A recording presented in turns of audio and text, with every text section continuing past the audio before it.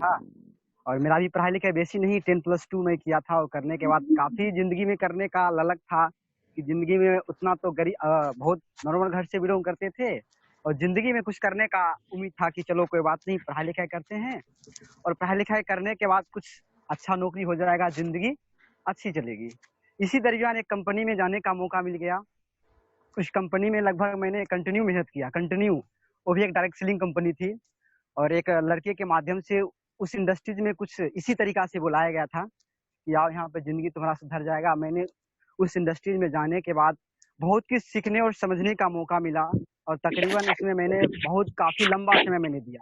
और मेरे को उस कंपनी में एक चीज बहुत अच्छी समझ में आया, डायरेक्ट सेलिंग के बारे में। डायरेक्ट सेलिंग क्या होती है, डायरेक्ट सेलिंग करने के बाद आपकी जिंदगी किस तरीका से होगा आने वाला टाइम में। यानी कि मैं जब उस इंडस्ट्रीज में मैंने घुसा था जब पहली बार, तो डायरेक्ट सेलिंग अगर हम एमएल करते हैं, तो अगर हमको बड़ा आदमी बनना होगा तो जाहिर सी बात है, लोगों के साथ अपने समय को मल्टीप्लाई करना होगा, अपने लोगों के साथ क्या करना पड़ेगा, अपने समय को बांटना पड़ेगा। तो इससे लेकर मैंने इस कंपनी को आगे बढ़ा, और बढ़ने के बाद अपने लोगों को मैंने, उस बिजनेस को मैंने लोगों के साथ बांटा। बांटने का नतीजा ये रहा, तो लोग, सामने वाला तो कामयाबी देखता है, तो मेरे पास उतनी कामयाबी तो नहीं था, जिसके कारण बड़े सारे लोग मेरे साथ तो आए, आगे बढ़े, लेकिन कुछ दिन के बाद मेरे साथ वो लोग छोड़ दिए। और छोड़ने के बाद मेरी एक सपना था, तो मेरे को डायरेक्ट सेलिंग का फ्यूचर घुस गया कि अगर इस इंडस्ट्रीज में अगर एक बार मैं कामयाब हो जाता हूँ, तो मैं अपनी गरीबी को उखाड़ कर फेंक सकता हूँ। यही एक इंडस्ट्रीज है, डायरेक्ट सेलिंग एक ऐसी इंडस्ट्रीज है जहां से इंसान चाहेगा तो गरीबी से अमीरी में बदल सकता है। क्योंकि हम नॉर्मल घर से हैं, अगर लाखों रुपया कमाना होगा, करोड़ रुपया कमाना होगा, तो कम से कम हमारे पास लाखों रुपया होनी चाहिए। बिजनेस करना होगा या कुछ न कुछ करने के लिए, बड़े पैसे कमाने के लिए कम से कम पैसे चाहिए। वो तो मेरे पास था नहीं, लेकिन मैंने सोचा कि अगर डायरेक्ट सेलिंग एक ऐसी कंपनी है जहां से कोई भी व्यक्ति, चाहे कम पढ़ा लिखा हो, ज्यादा पढ़ा लिखा हो, अगर बढ़िया तरीका से मेहनत किया, अच्छे से मेहनत किया, तो आने वाला टाइम में वो व्यक्ति चाहेगा तो नाम पहचान बना सकता है। और नाम पहचान बनाने के लिए, आगे बढ़ाने के लिए टीम को ग्रोथ करना पड़ता है, टीम को बनाना पड़ता है। टीम तो मैंने बना, लेकिन कुछ कारणवश आगे नहीं बढ़ा, मैं बच गया अकेला। अकेला बनने के बाद एजुकेशन था, जानकारी था, मैंने काफी समय से एक्सपीरियंस नॉलेज में डायरेक्ट सेलिंग को ले लिया था कि डायरेक्ट सेलिंग अगर करते हैं तो कहीं भी समय लोगों को लाकर मैं कामयाब हो सकता। सिस्टम यह था कि लोगों को लाओ, उसको भी कामयाब करो और खुद कामयाब हो जाओ। मेरे पास तो रिलेशन वाले जितने भी गांव समाज होते सब लोग खत्म हो चुके थे, मेरे पास कोई साथ देने के लिए नहीं था, मैं बिल्कुल अकेला था। सबको लगा यार कोई कर रहा है, बड़े सारे रिजेक्शन मिले, लेकिन मैंने छोड़ा नहीं। मैंने लोगों से मिलने के लिए ट्रेन से, बस स्टेशन, मैंने लोगों से फील्ड में जाना शुरू कर दिया, बिल्कुल अकेले लोगों से मिला, ट्रेन में, बस में, ऐसे बड़े सारे जगह पे जा जाकर मैंने लोगों से मिलना स्टार्ट किया। तकरीबन 2 महीना 4 महीना तकरीबन मैंने लोगों से मिला, और मिलने का नतीजा ये रहा, इतनी एक्सपीरियंस आ गए लोगों के बारे में, जिस लोगों से मैंने एक बार मिल लिया ना, तो उसको मैं डायरेक्ट सेलिंग में ला ही देता था, चाहे कोई परिस्थिति हो।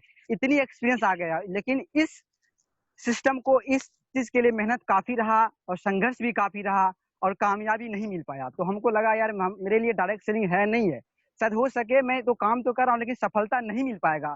मैंने क्या किया, और इसी दरमियान एक लड़के से मेरी बात हो रही थी।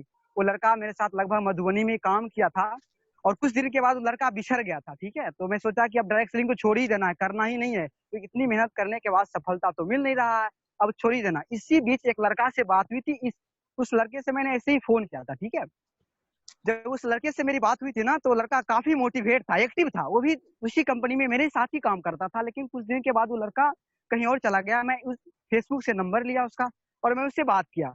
लेकिन वो लड़का जब मैंने बात किया ना, तो काफी मोटिवेट था, एक्टिव था। उसके बात सुनकर लगा कि बंदा कुछ कर रहा है। तो मैंने उससे बोला, बम जी आप मेरे से एक बार आइए और मिलिए, और मिलने के बाद मैं आपको सारा चीज, इस चीज के बारे में मैं बताऊंगा। मैंने उस लड़का से सर मैंने मिला, और मिलने के बाद मैंने आपको बताओ सर, आज से तकरीबन 6 महीना पहले, समय ने 6 महीना पहले सर जी मैंने इस काम को करना स्टार्ट किया। और देखा जाए सर जी, 6 महीना के अंदर सर जी मैंने हालात को ठीक किया। इस कंपनी की वजह से मैंने इस कंपनी को पूरी तरीका से मैंने चेक किया कि डायरेक्ट सेलिंग होती क्या है, आखिर डायरेक्ट सेलिंग में काम करने के बाद मेरा फ्यूचर क्या जाएगा। मेरे को बढ़िया तरीका से लोगों ने समझाया। और एक और सर जी हैं हमारे, गोविंद सर जी हैं, वो भी बारीक तरीका समझाएं कि बम मैं आपके साथ कहने के लिए, करने के लिए मैं आपके साथ हूँ। मैंने कंपनी को पूरी तरीका से, मैंने ओर्गो लाइफ को पूरी तरीका से मैंने सर्च किया, कंपनी का प्लान क्या है, कंपनी प्रोडक्ट क्या है, करना क्या चाहती है, कंपनी का मकसद क्या है, आने वाले टाइम में ये कंपनी रहेगी कहाँ, पूरी ताकत मैंने सर जी इस कंपनी को मैंने झोंका। तो बाद में पता चला कि ये कंपनी ऑर्गेनिक लेकर काम कर रही है, और ऑर्गेनिक हमारे देश में सबसे इंपॉर्टेंट है।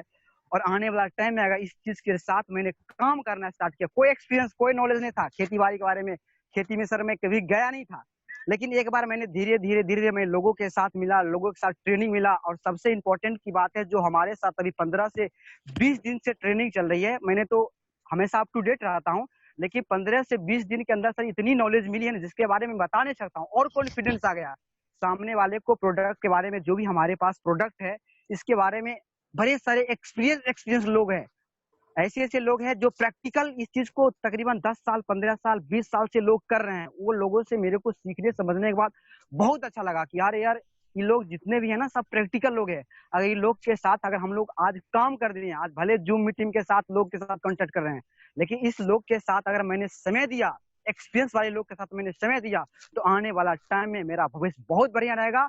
और उसके साथ साथ भारत सरकार की बड़े सारे लोग, बड़े बड़े सीनियर ऐसे लोग हैं जो इस संस्था को सपोर्ट कर रहे हैं, आज भले हम लोग का गिनती नहीं है, लेकिन इस चीज को अगर मैं काम किया तो आज बिहार से भले हम लोग 2 लोग 4 लोग 5 लोग हैं, लेकिन आने वाला टाइम पूरी तरीका से ऑर्गो लाइफ ही आगे रहेगा। इस सिचुएशन के साथ मैंने सर जी काम किया, सफर अभी तक तो अच्छा ही है और उम्मीद है कि और ही बेहतर रहेगा सर। धन्यवाद सर जी। बहुत बढ़िया बम बम जी, बहुत बढ़िया। आपके मतलब सोच बहुत अच्छी लगी, और किससे आप प्रेरित होकर इस बिजनेस को शुरू किया है, आपने अच्छे तरीके से समझाया, और बिल्कुल आप सही रास्ते पे चल रहे हो, सोच आपकी बिल्कुल अच्छी है। और सबसे इम्पोर्टेंट बात जो आपने कही कि इतने दिनों से मैंने बहुत कुछ सीखा है, तो हमारे जितने भी सीनियर्स हैं वो एक कह सकते हैं कि एक तरह का धन्यवाद था आपके लिए, क्योंकि इतनी मेहनत करके जो है अपने एक्सपीरियंस को हेल करके आप लोगों को बता रहे हैं। तो पिंदर सिंह जी हो गए, विवेक जी हो गए, गोविंद जी हो गए, जितेंद्र जी हो गए, जितने भी अपने सीनियर लोग हैं, ये सबको आपने धन्यवाद प्रकट किया। अच्छी बात है सर, ये सीखना सिखाना हमारा लगता रहे, और हम इस चीज को हम कभी ना छोड़े। ये जो चीज है सर, ये हमारी नींव है। सीखना हमेशा चलता रहेगा, सिखाना हमेशा चलता रहेगा। बट क्या है कि हम जब मार्केट में करते हैं तो रोज नए नए चैलेंज आते हैं, तो चैलेंज का भी जो है कभी भी खात्मा हो नहीं सकता। तो नए नए चैलेंज आते रहेंगे, नई नई चीजें सीखते रहेंगे, कहीं पे सफलता नहीं भी मिल सकती है, लेकिन अथक प्रयास करते रहेंगे तो सफलता मिल भी जाएगी। और बम जी, मैं पूरी टीम की तरफ से आपको विश्वास दिलाना चाहता हूँ कि आपने जो भी रास्ता पकड़ा है बिल्कुल सही पकड़ा है, और हमारी पूरी टीम जो है आपके साथ है, और आपको कामयाब करके ही हम लोग दम लेंगे। और आपके बिहार और आपका जहां भी आपकी टीम काम कर रही है, पूरी सपोर्ट और पूरी जो है हम लोगों की उनके साथ जो है अपनी कमिटमेंट उनके साथ रहेगी कि उसको हम लोग आगे लेके जाएं, और आपको इस कंपनी से कभी भी निराश होने का मौका ना दें। बहुत बढ़िया। अब आगे कौन बोलना चाहेगा किसी के बारे में? मैं नाम लेता हूँ। चलो 5-7 मिनट मैं लगा देता हूँ सर। हाँ जी सर प्लीज। गुरदर्शन सिंह जी, हाँ जी सर प्लीज लगाइए सर। हाँ जी हाँ जी हाँ जी हाँ जी। सभी ऑर्गो लाइफ टीम को मेरी तरफ से नमस्कार। नमस्कार सर। नमस्ते। नमस्ते सर। सर मैं आज जो टॉपिक पर बोलना चाह रहा हूँ कि जैसे अब गवर्नमेंट भी जैविक पर ज्यादा जोर दे रही है, और बहुत सारी कंपनियां भी जैविक पर लगी है, आखिर ये जैविक की इतनी जरूरत क्यों पड़ी? क्या कारण हुआ कि इतना ही गवर्नमेंट भी इसके पीछे लगी जैविक होना चाहिए? तो सबसे पहले तो हमारे को पता है कि अब जो बीमारी चल रही है कोरोना वगैरह, तो इसमें जो इंडिया के जो लोग ज्यादा रिकवर हो रहे हैं जो बीमारी से, उनमें इम्यून सिस्टम काफी हाई है, जो एंटीबॉडी बहुत ज्यादा मौजूद होने की वजह से वो ज्यादा रिकवरी हो रही है। तो गवर्नमेंट इसी पर ही ज्यादा ध्यान दे रही है, इसी के लिए कि ज्यादा से ज्यादा जैविक खेती हो, ताकि जो शरीर की इम्यूनिटी जो बहुत ही स्ट्रांग हो जाए। तो जो मैं उस पर बात करना चाहता हूँ कि 2015 में एक रिपोर्ट आई थी WHO की, जिसमें उन्होंने बताया कि हमारी जो इंडिया हिंदुस्तान की कणक है उसमें जिंक नील है बिल्कुल। गन्ना के होने की वजह से असाध्य रोग हमारे शरीरों में पैदा हो रहे, इसी वजह से हमारी कणक वो बाहर एक्सपोर्ट नहीं हुई, बाहर किसी देश ने नहीं ली।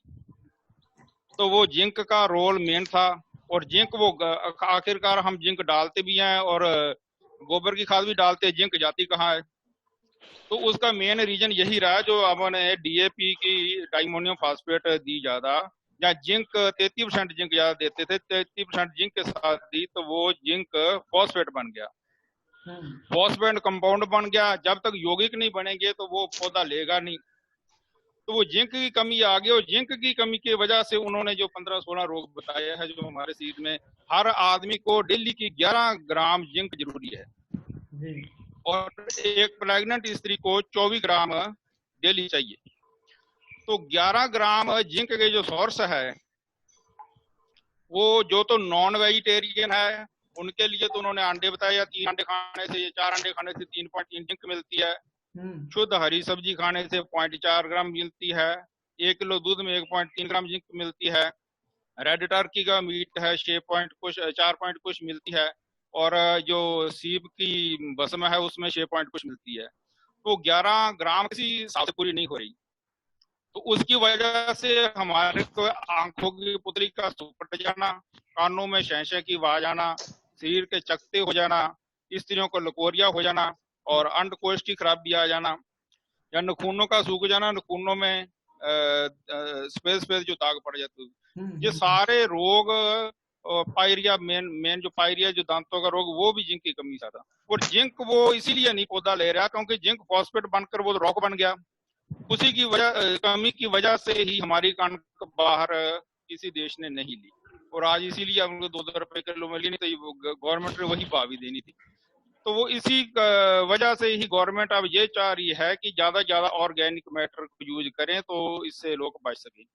तो हमारे पास इसमें सबसे पहले मैं माइको राजा की इस पर बात करता हूँ। तो माइको राजा के बाद सारे ही माहिर हैं खेती के, सारे ही जानते हैं, विवेक जी सारे इन्होंने बहुत कुछ बताया और हर किसी को पता है। लेकिन ये माइको राजा इसीलिए ही हमने ये जमीन में डालना है ताकि वो कंपाउंड जो है जिंक फॉस्फेट का वो टूट जाए। एलिमेंट होंगे तो वो एलिमेंटों को पौधा ग्रहण कर लेगा। तो माइको राजा ने क्या काम करना है, माइको राजा ने हमारी जमीन को बुरबरी रखना है। और माइको राजा पैदा कहाँ से होता है, ये आपको पता है। बरानी की जितनी भी खेती है, जितने भी पेड़ पौधे हैं ब्रांड जो बिल्कुल रेतीले दौरों में या टिब्बों में बोलते हैं होते हैं, जैसे कीप हो गया, कोको हो गया, जंडी होगी, ये बिल्कुल सूखे में भी हरे रहते हैं। तो इनकी जड़ में माइको राजा पाया जाता है, वो हमेशा ही नमी बनाए रखता है। नमी बनाने के लिए, उपयुक्त बनाने के लिए माइको राजा बहुत ही जरूर है। जड़ों के विकास के लिए विवेक जी ने बहुत बढ़िया बनाया कि बड़ा लंबा जड़ों का तंत्र बनाता है, तो पौधा दूर से ज्यादा एलिमेंट देता है और ज्यादा खुराक लेने की वजह से पौधा ज्यादा फलता फूलता है। तो सबसे बढ़िया काम ये करता है, ये दमा, पौधे को जो दमा रोग हो जाता है, जैसे अपने पानी लगाया 2-3 दिन बाद वो पानी की जैसे ही थोड़ा सी जमीन कल्टी हुई, पौधा वहीं पर जाकर फिर कट रुक गया। उनके जड़ों का विकास ही नहीं हो रहा और ना ही वो ग्रोथ कर रहा है। वो जो दमा है, दमे को हटाता है। उसका जो एक देखो ना, एक आदमी साधारण है, सामान्य है, और एक दमे वाला है, उसमें कितना अंतर है।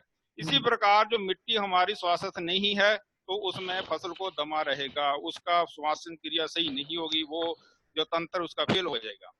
तो उसके लिए माइको राजा बहुत ही जरूरी है। तीसरी है जो खुराक ज्यादा से ज्यादा लेगा, जितना ही वो तंत्र ज्यादा बनाएगा, जड़ों का विकास ज्यादा होगा, तो वो एक जालनुमा बन जाएगा, तो वो ज्यादा से ज्यादा दूर से वो खुराक लेकर पौधे को देता रहेगा। और घुलनशील जो डीएपी पड़ी है बीच में, क्योंकि आपको पता है कि 16% ही डीएपी पौधे लेते हैं, बाकी जो रॉक बन गई है वो पड़ी है, उसको दोबारा उस फॉर्म देके ताकि पौधा ग्रहण कर सके, उसको घुलनशील बनाकर वो पौधे को देता है और पौधा ग्रोथ करता रहता है, श्वसन तंत्र को सही करता है। तो माइको राजा का मेन जो रोल, बहुत ही बढ़िया रोल है जो अपनी जैविक खेती में। इसीलिए मैं कहता हूँ जैविक खेती, जैविक प्रोडक्ट है जो वो ह्यूमैनिटी के लिए, जो वातावरण के लिए, सबके लिए सबसे बढ़िया है। हाँ जी सर। और इसके बाद जो पीएच मान को लेवलिंग करता है। अब पीएच मान को आपको पता है, पोटेशियम और हाइड्रोजन, जो भी पावर ऑफ हाइड्रोजन है, हाइड्रोजन आयनों का जो आयनों का जो जितना भी है सांद्रता है, लघुणात्मक ऋणात्मक होती है, लॉग एंटी लॉग में गिना जाता है। तो वो पीएच मान का, अगर आपका पीएच मान कम हो गया, आपकी फसल रुकी क्यों है, रुकी वो सब मेन स्वास्थ्य भूमि वही है जिसका पीएच मान उदासीन है।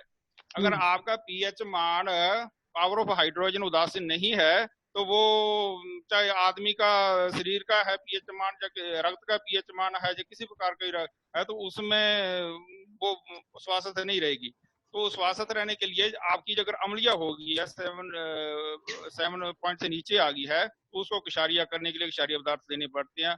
अगर 7.5 से ऊपर चली गई है, क्षारीय हो गया, तो उसको अम्लीय देकर उदासीन करना पड़ेगा।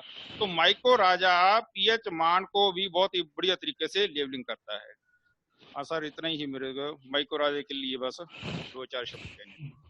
बहुत बढ़िया। Thank you sir, thank you, बहुत बढ़िया, बहुत बढ़िया। और मैं टीम को कहना चाहता हूँ कि देखो, अपने टॉप के जो लीडर हैं विवेक सर, तो ये एक छुपा हुआ लीडर अपने को मिला है, छुपा हुआ, बिल्कुल छुपा हुआ। ये पहली बार बोला मेरे को जहाँ तक।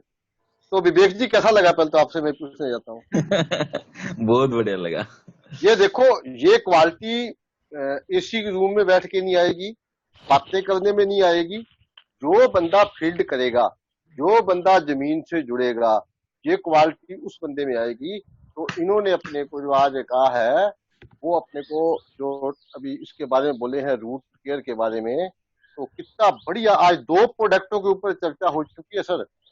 बहुत बढ़िया, कितना बढ़िया। WHO का हवाला देके भी सरकार क्यों चाहती है कि अपने को जैविक खेती करें। हाँ, इसीलिए मैं तो वही मतलब आज देख रहा था मैं, इतना सुंदर, मतलब कोई मतलब कुछ मुंह नहीं है बोलने के लिए, इतना सुंदर बोल रहे हैं सब।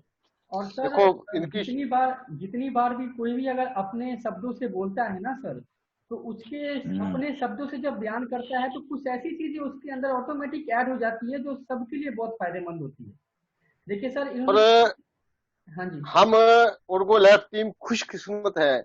मैं कहता हूँ कि धन्य है, अपने खुशकिस्मत है जो हमें हमारे पास विवेक सर जैसे, गुरदर्शन सिंह जी जैसे ऐसे अच्छे अच्छे लीडर अपने पास बैठे हैं। हमें डॉक्टर की जरूरत कहाँ है, मेरे को बताओ पहले बात।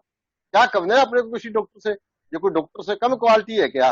इनसे जो पूछो आप, आपको उसी का, आपको टीम को उत्तर मिलेगा।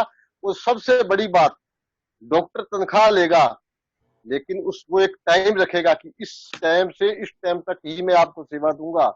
और ये हमारे बिना सैलरी के डॉक्टर 24 घंटे हमारे लिए उपलब्ध है। 24 घंटे, कभी भी इनके चेहरे पे शिकन नहीं आएगी। आप इनसे कुछ भी पूछ सकते हो।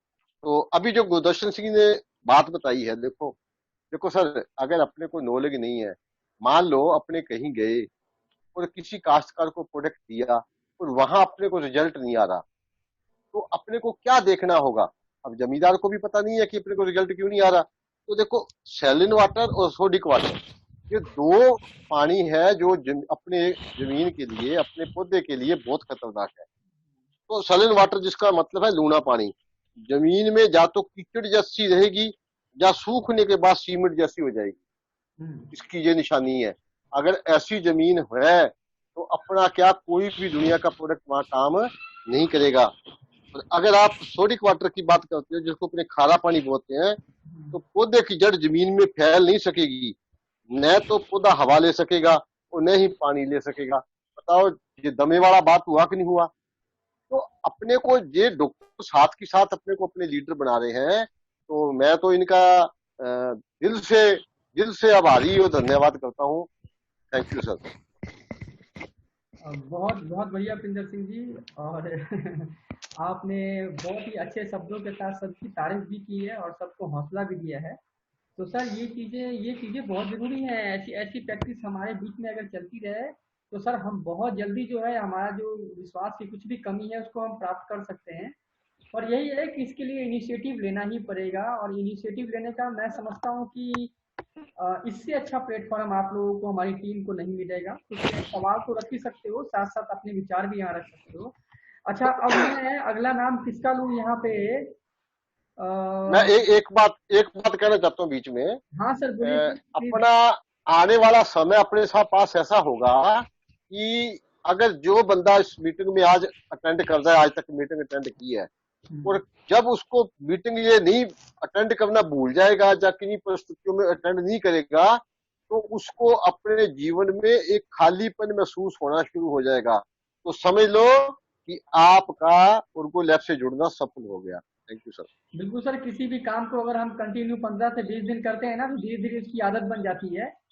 तो अच्छी आदतें भी हम लोग को सीखनी चाहिए, और ये भी एक अच्छी आदत है कि हम लोग एक दूसरे के साथ जुड़े हुए हैं, और रोज हम लोग एक समय में सबके साथ मिल करके एक एनर्जी हमें सबसे मिलती है, पास होती है, हमारी उनके पास जाती है, उनके हमारी हमारे पास आती है। चलिए, अब यहाँ पे मनोज जी हैं। मनोज जी, मनोज कुमार जी,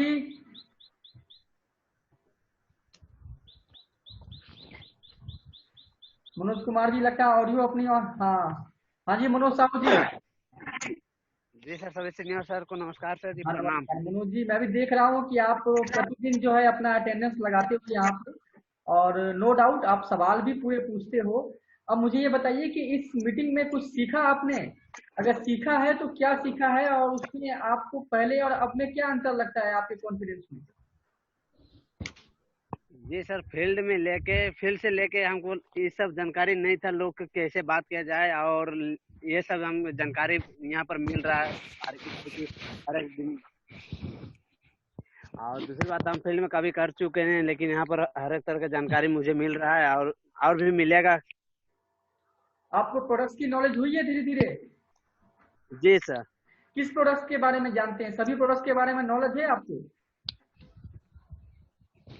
सभी का है सर, लेकिन कोई कोई का उतना खास नहीं है सर जी। चलिए, आप किस प्रोडक्ट्स के बारे में कुछ बोलना चाहेंगे हमारे, जो भी थोड़ा बहुत है? क्रिस्टा प्लस का सर जी।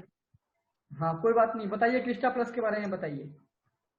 क्रिस्टा प्लस जो हमारे एक जैव उर्वरक है, इसमें पोषक तत्व चाहिए पौधों को स्वस्थ रहने के लिए। 14 प्रकार पोषक तत्व चाहिए सर, उसी हमारे क्रिस्टा प्लस में ऑलरेडी सब चीज मिला हुआ है सर जी। तो ठीक है, किसान को जो अलग से नहीं डालना की जरूरत है, जो कि हमारे क्रिस्टा प्लस में ऑलरेडी मिला हुआ है सर जी। जी। और कुछ? और कुछ है सर? इसके अंदर अजोटो वेक्टर है ना? हाँ जी सर, जो कि अच्छा सर जी, एक क्वेश्चन पूछना चाह रहा था, लेकिन नहीं पूछा सर जी, पूछ सकते हैं? अरे पूछिए सर, ये क्यों नहीं पूछा, ये बताइए पहले मुझे आप। जी सर, क्या करें, डरते हैं थोड़ा सर जी। देखिए, अभी सत्येंद्र जी की आपने मीटिंग सुनी, सत्येंद्र जी ने कितनी अच्छी तरीके से आपको एक चीज बताई कि अपने घर को आप ही भगा सकते हैं, कोई और नहीं भगा सकता, है ना?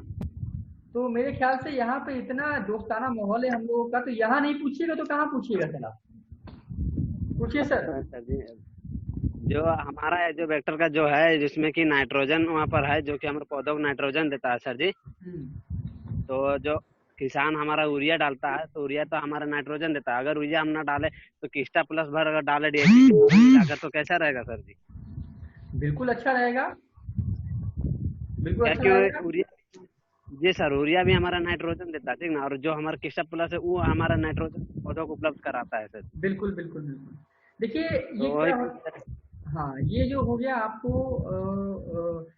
अपना ऑर्गेनिक खेती को बढ़ावा देने के लिए ये प्रोडक्ट्स हैं। और जो आप यूरिया डालते हो, वो जो क्या करता है कि मतलब नाइट्रोजन तो देता है, लेकिन वो एक तरह का रसायन होता है।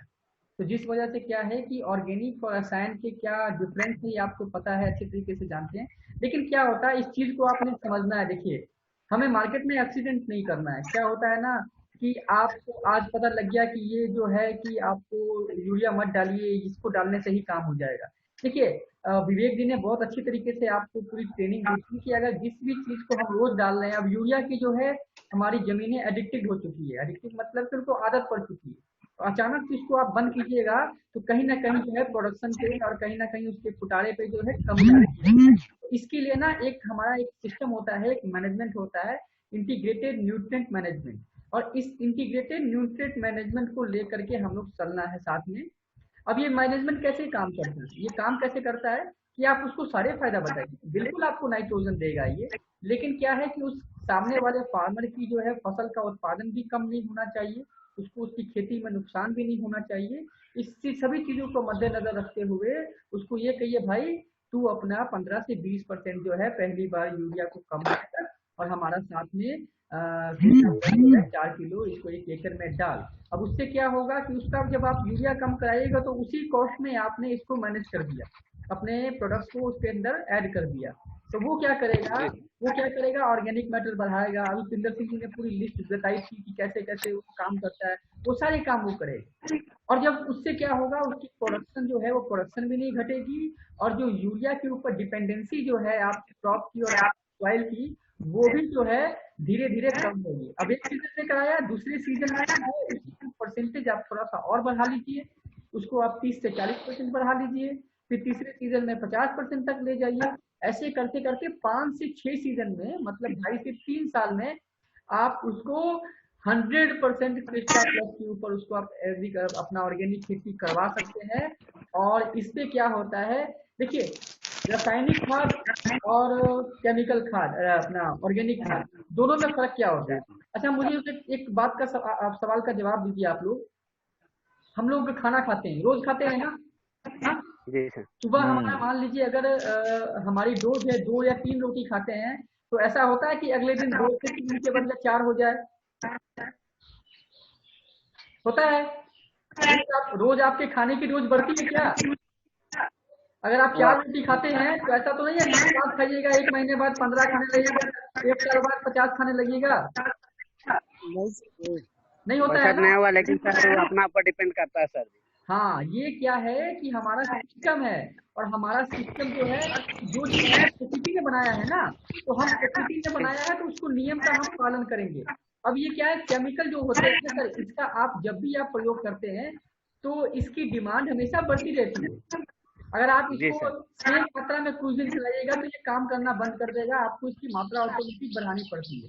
तो ऑटोमेटिक जब बढ़ाते हैं तो इसका जो है बायोडिग्रेडेबल होती नहीं है, जिससे हमें नुकसान होता है। तो मैंने ये एग्जांपल इसलिए दिया है आपको कि एक टाइम ऐसा आएगा, आपको यही सवाल पूछा जाएगा कि क्या ये क्रिस्टा प्लस को हमें सदा डालते रहना है? हम अगर ऑर्गेनिक मैटर अगर जमीन में कर लेते हैं, तैयार कर लेते हैं अच्छे तरीके से, तो क्या हम क्रिस्टा प्लस को सदा डालते रहें या इसकी डोज बढ़ाने की जरूरत पड़ेगी? तो वहां पे आप इस चीज का एग्जाम्पल दे सकते हैं कि जिस तरीके से हम अपने खाने की डोज रोज नहीं बढ़ाते हैं, उसी तरीके से अगर हम कितनी मात्रा में उसको डालेंगे तो सारे के सारे ऑर्गेनिक मैटर, ऑर्गेनिक तत्व और न्यूट्रिएंट जो है पौधे को और जमीन को मिलते रहेंगे, और हमारा जो है एक उन्नत खेती और ऑर्गेनिक खेती को हम कर सकेंगे। तो ये फर्क होता है। ये छोटी छोटी चीजें जो हैं, आप गोविंद जी हैं यहाँ पे, इनके साथ पर्सनली भी बात कीजिएगा, और बात करके पूरे प्रोडक्ट की ट्रेनिंग लीजिए। आपके सीनियर संदीप जी हैं, बम जी हैं, सबसे अच्छे तरीके से ट्रेनिंग लीजिए। आप हर प्रोडक्ट की ट्रेनिंग लीजिए। आपने अभी अभी काम शुरू किया है, तो मैं आशा करूंगा कि आप सारी ट्रेनिंग लेकर लॉकडाउन के बाद एक बढ़िया बिजनेस मार्केट में कर सकेंगे। ठीक है मनोज जी? जी सर। चलिए, ठीक है, बहुत अच्छी बात है। तो विवेक जी, आप हाँ जी हाँ सर।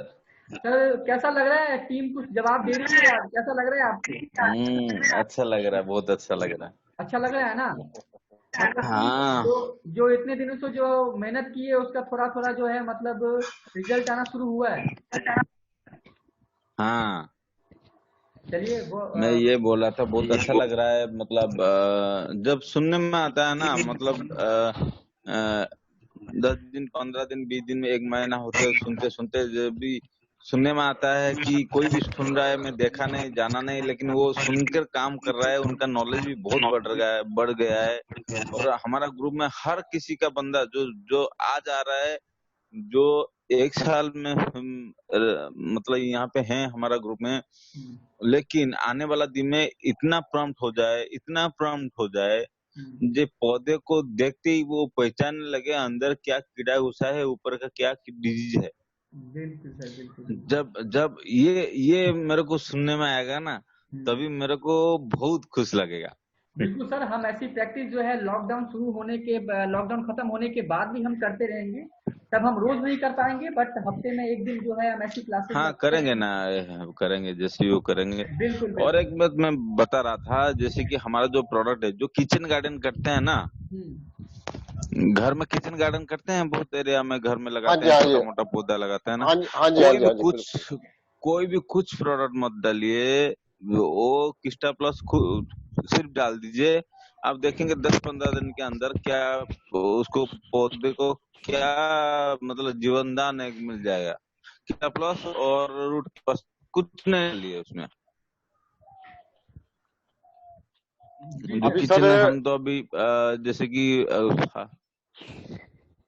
हाँ जी, हाँ जी, बोलिए बोलिए सर। बोलिए बोलिए सर। नहीं, आप बोलिए सर, आप मैं बोल रहा लेकिन हूँ सर कि हम तो गांव गांव जाते हैं, लेकिन शहर को भूल ही जाते हैं। लेकिन आजकल जो मॉडर्न फार्मिंग जो चल रहा है, जो रूफ टॉप फार्मिंग चल रहा है, आपका गार्डन गार्डन भी कर रहे हैं बहुत सारा। जैसे कि कोई मतलब, और एक नया बात मैं बोलता हूँ आपको, जैसे कि हर एरिया में एक फुटबॉल फील्ड होगा, जैसे कि इंटरनेशनल फील्ड होता है, क्रिकेट फील्ड होगा, हर एरिया में गवर्नमेंट का होगा। उसमें जो घास लगा जाता है ना, उसको मेंटेन किया जाता है, ठीक है। हाँ जी, उसमें ना हम हमारा प्रोडक्ट कौन सा दें उनको अच्छा लगे, बोलिए।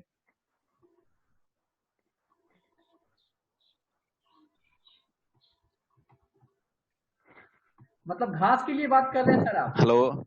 हाँ जी, अपना उर्गो ग्रो दे हाँ, सकते हैं सर, बहुत बिल्कुल बढ़िया। सर। ऑर्गो ग्रो भी दे सकते हैं, मल्टी पावर भी दे सकते हैं, दोनों बहुत जबरदस्त काम करेगा। घास के लिए जो जैसे कि क्रिकेट फील्ड घास है और फुटबॉल फील्ड घास हो गया, जो घास है, जो लॉन बनाते हैं, जी और जो मतलब जहाँ पे स्टेडियम वगैरह है, वहां पे सिर्फ एक्टिव प्लस दीजिए। वो एक्टिव प्लस ही वो रेकमेंड करेंगे और कुछ रेकमेंड नहीं करेंगे, क्योंकि वहां पे लोग खेलते हैं, कहीं चोट लग जाए, कहीं लग जाए, इन्फेक्शन हो जाएगा, इसलिए कोई भी रेकमेंड नहीं करते हैं। लेकिन सिर्फ एक्टिव प्लस अगर डालेंगे तो वो जो घास है, आप देखेंगे उसके घास का एक तो अपने आप वो ग्लो करने लगेगा, और मिट्टी में जो न्यूट्रिशन थोड़ा बहुत है वो भी खींचेगा। जो घास है वो पूरा मतलब हरा भरा रहेगा पूरा एकदम, और कुछ जी सर। जरूरत नहीं है। बहुत सारा इंडिया में नहीं है, अभी इंडिया से बाहर जितना भी बड़ा बड़ा स्टेडियम है, सब silicon based spreader with activator दोनों डालते हैं, रहते हैं स्प्रे में। और जी पानी खाली पानी स्प्रे नहीं करते हैं, उसमें मिला के डालते रहते हैं। आप घर में अगर कोई किचन गार्डन हो, कोई हो, अगर कोई लॉन किया है, तो आप हम मिला सकते हैं, लेकिन ओनली फॉर एक्टिव प्लस अगर देंगे ना, जो तो देखेंगे उसमें कुछ अलग सा चेंजेस आ जाएगा 15 एक महीने के अंदर। थैंक ये यू सर। सब एक जो है टाउन के अंदर जो किचन गार्डन कर रहे हैं, और अभी हाइड्रोपोनिक, हमारा राजस्थान में भी हाइड्रोपोनिक फार्मिंग शायद हो रहा है, या पंजाब में भी हो रहा है, हाइड्रोपोनिक हो रहा है। हाइड्रोपोनिक में भी हमारा प्रोडक्ट भी जा सकता है, लेकिन केमिकल जा नहीं सकता। हाइड्रोपोनिक अभी, और मछली हाइड्रोपोनिक भी कर रहे हैं अभी, हैं, हर जगह में। तो हमारा प्रोडक्ट हर जगह जा सकता है, लेकिन केमिकल हर जगह जा नहीं सकता। हमारा तो दरवाजा खुला है चारों तरफ। विस्तार से बताइए सर, सर, हाइड्रोपोनिक क्या है सर, जरा विस्तार से बताइए सर इस पे। आप छोटा, आप मतलब आपका नजदीक में तालाब है छोटा मोटा? हाँ जी। तालाब के अंदर में देखिए, बारिश के सीजन में एक पौधे पौधे उड़ जाते हैं पानी के अंदर। हाँ जी। वो कुछ मायने नहीं रखता, मतलब कुछ काम का नहीं लगता, लेकिन उसको हाइड्रोपोनिक बोलते हैं। पानी के अंदर फल फूल धान सब्जी उगाना। अच्छा अच्छा। मिट्टी नहीं है उसमें, मिट्टी नहीं लगता, ओनली फॉर वाटर में, पानी के अंदर ही होता है। हाँ, आप वो अलग सा चीज है वो, अभी उसके अंदर में एक मत घुसिए। पानी जब एक पानी में वो फल काला काला ब्लू करके निकलता है, वाला कांटे वाला, हाँ क्या कहते हैं? वो, हाँ हमारे यहाँ पे वो पानी कंकड़ा बोलते हैं उसको। हाँ। और सर जो नारियल के वो छिलके में, उसमें भी बड़ा करवाते हैं खेती सर अब तो। ये नारियल कोको का कोको छिलका, जो हाँ जी, कोकोपेट, कोकोपैट। तो उसमें बहुत बढ़िया होगा। उसमें नाइट्रोजन की परिमाण होता है, तो इसीलिए उसमें बहुत अच्छा होता है,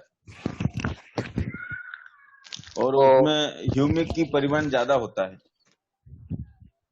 एक मैं बात सभी टीम को कहना चाहता हूँ, अभी टाइम भी अपने पास थोड़ा सा बचा है जी, जी कि आप जितनी तैयारी करोगे, तैयारी ही नहीं करोगे, जैसा जैसा लीडर लोग अपना बिजनेस करेंगे, उसके ऊपर कंपनी जो है आपको कभी कोई, आपको जल्दी से कोई ना कोई अपना ऐसा सिस्टम होगा जिसमें बुला के आपको सम्मानित भी किया जाएगा। तो वो किसको सम्मानित किया जाएगा?